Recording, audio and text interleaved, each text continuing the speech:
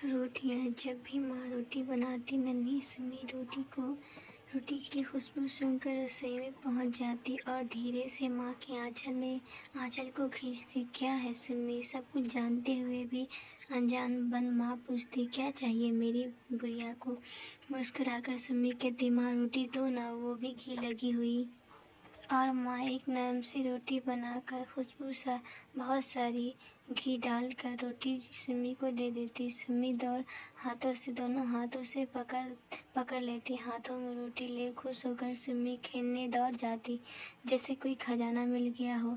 रोज का नियम था। रोटी बहुत पसंद थी सिमी को, और वो भी माँ के हाथों की रोटी। नरम रोटी, खूब सारी घी सब्जी ना भी पसंद होता तो सिमी कोई नखरा न करती, और सिमी के भाई बहन बहुत नखरा करते।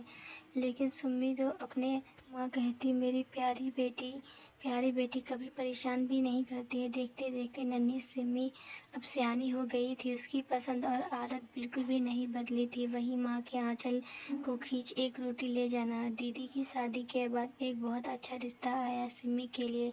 शिव का माँ पापा ने जल्दी हाथ पीले कर दिए सिमी के। ससुराल में सास ससुर और शिव ही थे। शिव इकलौते बेटे थे और ससुर जी बैंक में अच्छी पोस्ट पर थे। शादी के बाद शिव सिमी को अपने साथ दिल्ली ले जाना चाहता था, जहाँ उसकी नौकरी थी। लेकिन सिमी की सास ने यह कह के रोक दिया कि दिवाली तक बहू को रहने दो, घर की रीति रिवाज भी समझ लेगी सिमी। बुझे मन से शिव अकेले ही चला गया। ससुराल में किसी बात की परेशानी नहीं थी, लेकिन माँ जी सुमी को एक पल बैठने नहीं देती। कभी कहती, सुमी चाय बना दो, कभी टीवी का रिमोट दे, कभी पर्दे लगा दे, कभी पर्दे हटा दे। दिन भर के इन छोटे कामों में सुमी थक जाती। सब तो फिर भी ठीक था, लेकिन उसे अपनी माँ की उनके हाथों की रोटी बहुत याद आती। कभी पेट भर खाना खाया ही नहीं पाती। रात को जब पापा जी ऑफिस से आते तब सिमी रोटी सेक दोनों को खिलाती, फिर रसोई साफ कर खुद खाने बैठती। तब तक रोटियां ठंडी हो जाती। एक निवाला भी ठीक से खाया नहीं जाता। सिमी बहुत रोना आता, जब आंसू पी जाती। एक दिन सास ससुर को खाना खिला दिया और दोनों सोने चले गए। टेबल पर सिमी अपनी प्लेट लिए खाने बैठी। ठंडी हुई रोटी बिल्कुल खाई नहीं जा रही थी और भूख भी बहुत लगी थी। धीरे से प्लेट सिरका दिया और टेबल पर हाथ सर टिका कर आज माँ की बहुत याद आ रही थी। आंसू खुद ही आंखों से बहने लगे। दिन भर की थकी सिमी टेबल पर ही सो गई। नींद में सिमी बड़बड़ा रही थी, माँ भूख लगी है, गर्म रोटी खिलाओ न घी वाली। तभी लगा जैसे कोई सिर सहला रहा हो, जैसे माँ ही हो। माँ करती सिमी की नींद खुल गई। देखा तो पापा जी थे। पनीले आंखों से सिमी के सिर पर हाथ फेर रहे थे। पापा जी आप सॉरी, पता नहीं कब सो गई। सिमी ने थोड़ी संकुचाहट से कहा, खाना नहीं खाया बेटा। प्लेट की ओर देखते हुए पापा जी ने कहा, वो पापा जी वो सिमी कुछ जवाब नहीं सूझ रहा था।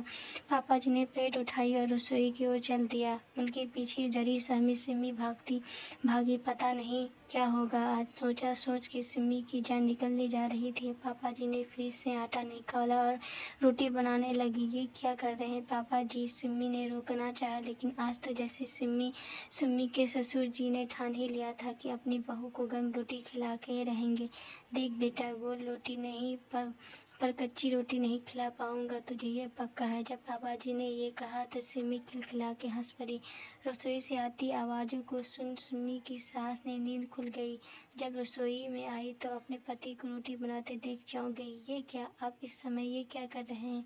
वही जो तुम्हें करना ही चाहिए था। मतलब, आश्चर्य से सिमी की सास ने पूछा। बेटी बना के लाई थी ना सिमी को। हाँ, फिर तुम माँ से सास कब बन गई? शिव की माँ आज नींद में अपनी माँ को याद कर रही थी। सिमी खाली पेट सो गई रोते रोते। पता क्यों? क्योंकि ठंडी रोटी इसे खाई नहीं जाती। और तुम तो सास हो, इसे गर्म रोटी कैसे दे सकती? सिमी की सास शर्म से सिर झुका ली। आज से सिमी तुम्हें और तुम सिमी को गर्म रोटी सेक के खिलाओगी। और हाँ, घी जरूर लगाना मेरी बेटी को रोटी में। सिमी हड़बड़ाई आंखों